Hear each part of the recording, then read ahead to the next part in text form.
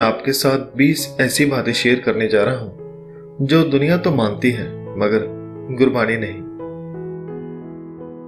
पहली, दुनिया कहती है खाओ पियो ऐश करो। कुछ लोग कहते हैं कि खा पी लो यही तो एक जिंदगी है, पर गुरबानी कहती है कि पेट तो पशु भी भर लेते हैं। तुम्हें भगवान ने यह जीवन सच के साथ एक होने के लिए दिया है, मगर तुम इसे केवल खा पी कर इस जीवन को हरा रहे हो। गुरु साहब फरमाते हैं कि पेट भरियो पशुआं जियो सोयो, मनुख जन्म है हारियो रहो।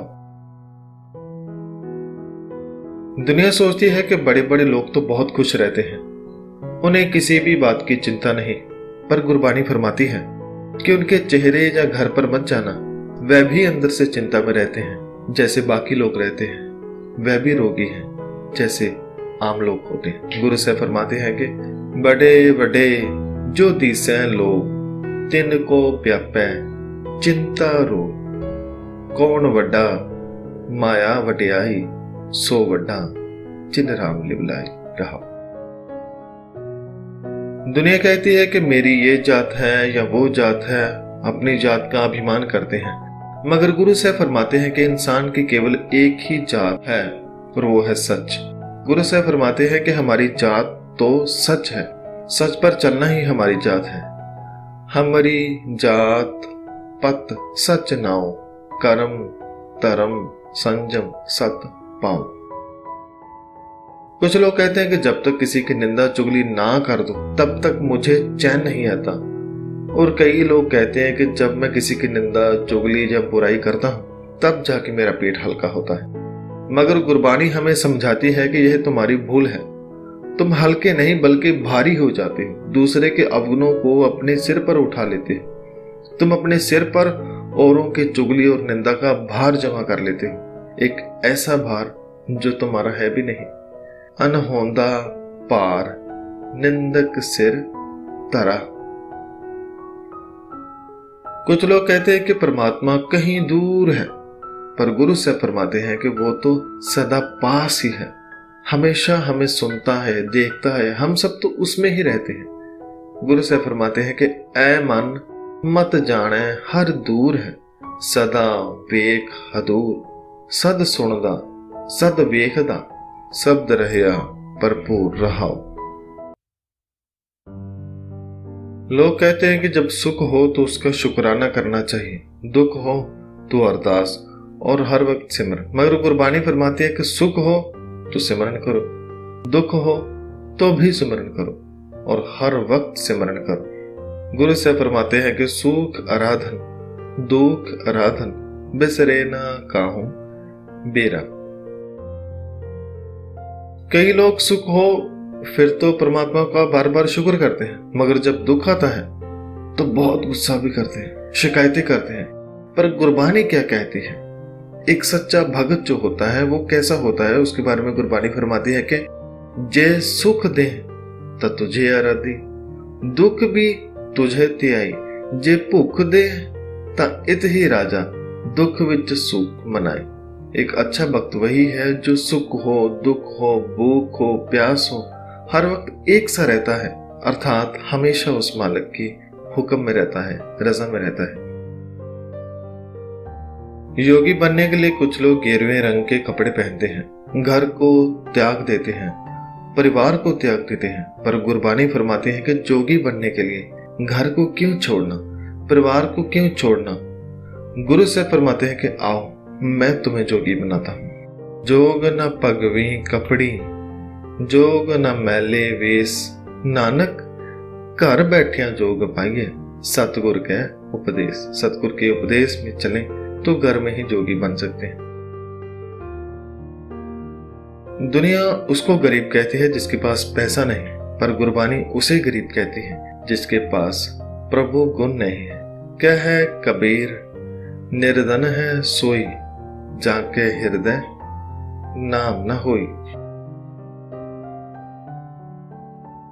कुछ सिख भी गुरु साहब की काल्पनिक चित्रों के आगे सिर झुकाते हैं, और कई लोग सिमरन करते समय ध्यान किसी काल्पनिक तस्वीर में लगाते हैं। पर गुरु साहब फरमाते हैं कि ध्यान केवल शब्द में लगाना है, और किसी तस्वीर को माथा नहीं टेकना, माथा केवल गुरु के शब्द को ही टेकना है। गुर मूरत स्यों लाए ध्यान। काफी सारी दुनिया पत्थरों के आगे सिर झुकाती है, उसे अपना रब मानती है, पर गुरबानी फरमाते हैं कि जो पत्थर को देवता कहते हैं उनकी की हुई सारी सेवा व्यर्थ चली जाती है। जो पत्थर के पांव लगता है उसकी मेहनत बेकार चली जाती है। जो पाथर को कहते देव ताके बिरथा होवे सेव। जो पाथर की पाई पाए जिसकी काल अजाई जाए। बहुत से धार्मिक स्थानों पर जीवों की बलि दी जाती है और कहते हैं कि ये हलाल है, अब ये जीव परवान है। पर गुरबानी फरमाती है कि तुम जिसको हलाल कहते हो उसका हिसाब जब तुमसे रब की दरगाह में मांगा जाएगा तो क्या जवाब दोगे। कबीर जी जो मारे जोर कर कहते हैं जो हलाल।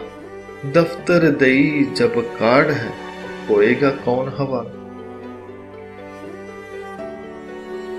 कुछ लोगों में इतना भेदभाव है कि वो कहते हैं कि हिंदू का रब अलग है और मुस्लिम का अलग, कि जो है ही एक उसे दो कैसे कह सकते हो। वो परमात्मा तो हिंदू मुस्लिम सब में एक समान है। हिंदू तुर्क दोहों में एक है, कहे कबीर पुकारी।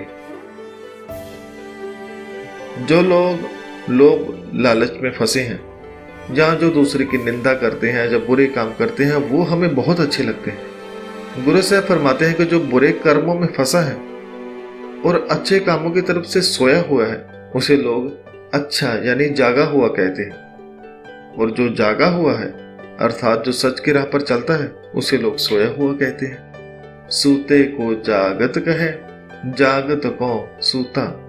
जीवत को मुआ कहे, मुए नहीं रोता।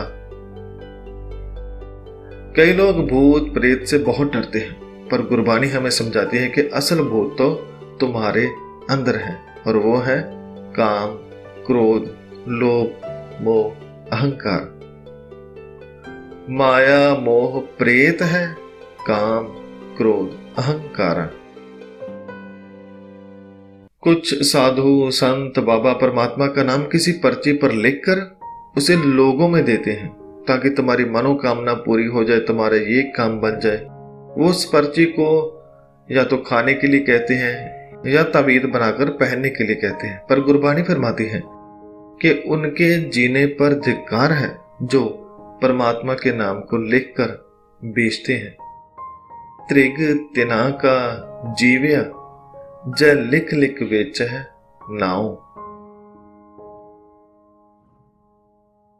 दुनिया खुद को बड़ा बनाने के चक्कर में दूसरों को नीचा दिखाती है या उसका बुरा सोचते हैं और खुश होते हैं, पर गुरबानी फरमाती है कि दूसरे का बुरा सोचने वाला सुखी नहीं हो सकता।